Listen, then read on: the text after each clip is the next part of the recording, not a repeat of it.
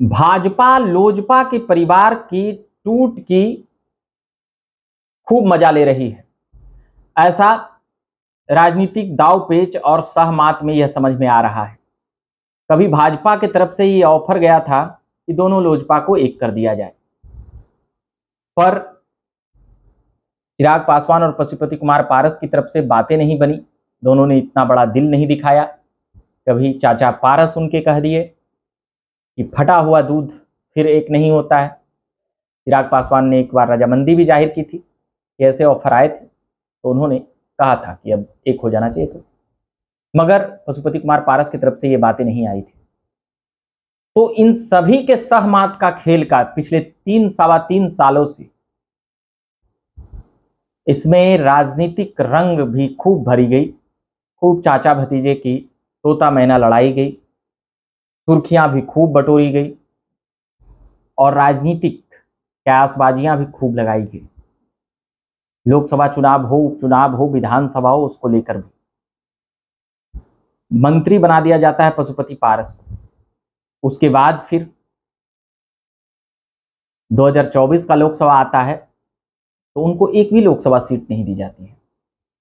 और अब जब चिराग पासवान का रुख थोड़ा मजबूत हुआ है भाजपा के, या कह सकते हैं कि उनके कई मुद्दों पर मतभिन्नता नजर आई है, जिस पर भाजपा ने चुप्पी साध लिया है, उस पर लोजपा रामविलास मुखर होकर बोल रही है। तो इन सभी बातों पर अब फिर से दबाव बनाने के लिए पशुपति पारस से अमित शाह मिलते हुए नजर नहीं आ रहे हैं। केवल राज्यपाल बनाने की भी उनकी बातें तेज हुई है। ये दोनों पार्टी आपस में एक दूसरे से ऊपर जाने के चक्कर में पारिवारिक अंतर्कलह से तो गुजर ही रही है पिछले 4 सालों से, या रामविलास पासवान के गुजरने के बाद से कह सकते हैं, और साथ ही राजनीतिक अंतर्कलहों से भी घिरी हुई है। कई मर्तबा दोनों मिलते तो हैं। पशुपति पारस का भी कहना था एक बार कि चिराग तो भतीजा ही है, खून ही है, कभी अपने खून मानने से इनकार कर देते हैं। तो इस प्रकार की बयानबाजियों से कभी लगता है कि साथ आने वाले हैं, कभी लगता है कि अलग होने वाले हैं। राजनीतिक सुर्खियां खूब बनती है, शिया लेदर भी खूब होती है, और खबरें तो खबरें बनती ही है। और इसका फायदा कभी जदयू उठा ले जाती है, कभी राजद उठा ले जाती है, और कभी भाजपा उठा ले जाती है। और उसी की वजह है कि राजनीतिक खबरों में यह परिवार और लोजपा जो दो धड़ा में बटी, दो पार्टियां बनी, एलजेपीआर, आरएलजेपी, सिलाई मशीन, हेलीकॉप्टर, तो इन सभी के ऊपर जब जब दोनों एक दूसरे से बढ़ने का प्रयास करते हैं, तब तक भाजपा क्या करती है? भाजपा कभी इनको बड़ा बना देती है, कभी इनको बड़ा बना देती है, कभी इनको रोक देती है, कभी उनको बना देती है। तो ये देखा गया है 2021 के जुलाई के बाद से।